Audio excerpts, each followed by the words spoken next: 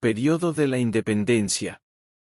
En relación con esta etapa, algunos estudiosos no le dan importancia a ciertos hechos que para otros son bastante relevantes. Por ejemplo, para muchos el grito del 20 de julio de 1810 marca el hito del inicio de la independencia, pero dejan de lado o le prestan poco interés a las insurrecciones que repuntaron hacia finales del siglo XVIII. Para entender cómo sucedió la emancipación del yugo español se deben considerar varios acontecimientos. Primero, el descontento que venía de los movimientos comuneros de nuestro continente. Segundo, la toma de España por parte de los franceses y la abdicación del rey Fernando VII, que para la mayoría de sus antiguos súbditos era inaceptable, con el consiguiente rechazo del nuevo monarca José Bonaparte. Tercero, el auge de la independencia de las 13 colonias norteamericanas del Imperio inglés y cuarto, la Revolución Francesa y sus ideas liberales que siguen influyendo en el mundo de hoy. Inicio de la independencia, la rebelión de los comuneros. Es posible afirmar que el inicio de nuestra libertad se fraguó desde la rebelión de los comuneros en El Socorro, Santander, el 16 de marzo de 1781, al manifestarse el descontento por las condiciones a las cuales lo sometía la corona, representada por sus administradores. Los rebeldes comandados por Manuela Beltrán y José Antonio Galán, al igual que otros líderes de esa provincia, plantearon las ideas y las acciones frente a tanto atropello y desigualdad por la alta tributación que resultaba casi imposible de pagar, y buscaron la ruptura con el Imperio español. Las protestas tomaron aires de revuelta y generaron tal inestabilidad que llegaron a causar miedo entre las autoridades, quienes decidieron sofocarlas de manera violenta y ejemplarizante. Por esta razón, a los insurrectos los descuartizaron y sus partes fueron repartidas por las diferentes provincias para que cualquier movimiento que intentara seguir el ejemplo se enterara de las consecuencias que ello implicaba. Debido a la valentía de estos primeros sublevados se generalizó el descontento contra los gobernantes provenientes de tierra extraña. Asimismo, cabe recordar que hacia 1750 se presentaron escaramuzas por variados motivos entre diferentes provincias del virreinato. Nota: muchos autores e historiadores por acción o omisión le dan poca importancia a todo el contexto que existía y a los malestares de las comunidades, y solo plantean el 20 de julio de 1810 como grito de independencia, que ellos dejan de lado lo que empezó a fraguarse el 9 de julio de ese mismo año 1810 en la tierra de los comuneros, Socorro, Santander, y lo que pasó en Cali el 3 de julio con la Declaración de Autonomía Administrativa, como ya se expuso. Grito de independencia.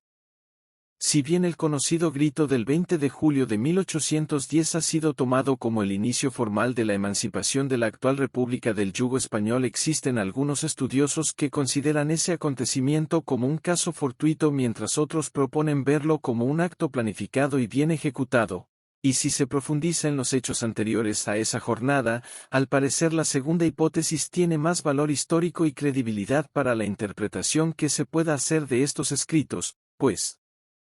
los descontentos en todas las provincias ya eran manifiestos y lo acontecido en El Socorro lo confirma. La patria boba. Una vez proclamada la independencia se presentaron grandes retos para los líderes granadinos, en especial, la unión de las provincias alrededor de un mismo objetivo con el fin de darle forma a un gobierno único. Es allí donde se enfrascaron en unas discusiones sin fin que no llevaron a ninguna parte y que solo lograron generar más divisiones y peleas viscerales muy parecidas a las que hoy se observan entre nuestros líderes políticos, quienes generalmente defienden sus propios intereses, pero las necesidades del pueblo y su bienestar poco les preocupa.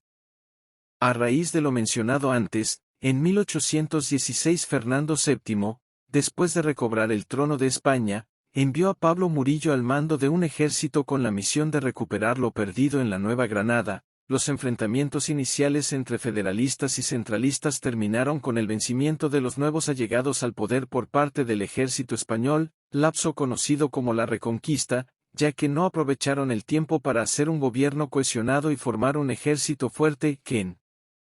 resumen, tuvieron más peso las ambiciones y rencillas personalistas, pues cada dirigente trató de imponer su modelo y sus conveniencias en cada provincia. Por eso, a este periodo de la historia lo bautizó Antonio Nariño en 1823 como la patria boba. Retoma de las colonias por España. como ya lo dijimos, debido a que nuestros dirigentes no se habían preocupado por organizarse, sino por tratar de imponer cada uno su propia voluntad, llegó el poderoso ejército español y lo subyugó de nuevo, se volvió a pertenecer a la corona española, pero la idea de independizarse no tenía reversa y llegaron nuevos protagonistas a la contienda. Retorna la independencia. En algunos lugares era tal el desprecio y los maltratos por parte de los españoles que más se demoraron los enviados del rey en tomar posesión que en empezar a tener confrontaciones con diferentes facciones del ejército libertador, el cual libró su última batalla triunfal el 7 de agosto de 1819 en el puente de Boyacá y declaró, de una vez por todas, la tan anhelada ruptura con el Reino de España. Consolidación de la independencia. Después de ganar la batalla del puente de Boyacá siguieron las grandes peleas entre los federalistas y los centralistas, quienes no aprendieron las lecciones recibidas en la pasada patria boba y continuaron con sus viejas guerras fratricidas. En 1821 durante la Convención de Cúcuta se redactó una constitución gracias a la cual empezaron a darle un poco de orden al caos que prevalecía, pero no totalmente, pues se profundizaron más las posiciones e ideas de los diferentes líderes representativos de la nueva república. No se cayó de nuevo en manos de los españoles, pues ellos no se quedaron cruzados de brazos, no obstante, las cosas no resultaron como los españoles lo habían planeado y un enorme ejército que les enviaron a reforzar el que tenían en la Nueva Granada no pudo llegar por distintos motivos. Así, al colocar en perspectiva la historia, somos libres del Imperio Español no por la estrategia u orden de nuestros próceres de la independencia, sino por causas del azar.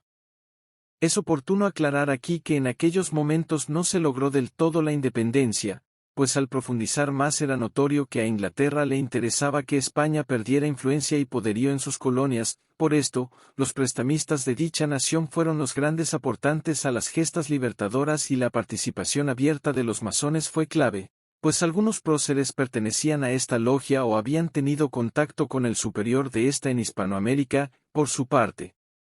Francisco de Miranda fue discípulo de Gilbert Dumouriez, marqués de Lafayette, un francés que peleó en la Guerra de Independencia de los Estados Unidos de América contra los ingleses. De los acontecimientos es posible concluir que existía poca unión entre nuestros dirigentes, motivo por el cual lo único que se logró fue cambiar de yugo. Caímos en las manos de los prestamistas inescrupulosos de Inglaterra y de las logias masónicas, las cuales buscaban poder e influencia para alcanzar sus propósitos. Ese lastre divisional es el que nos acompaña hasta nuestros tiempos, no se ha logrado llegar a un acuerdo que permita construir una visión de país que esté por encima de los beneficios personales, de los grupos de poder y de los partidos, capaz de sacarnos del atraso, la inequidad y el poco desarrollo social.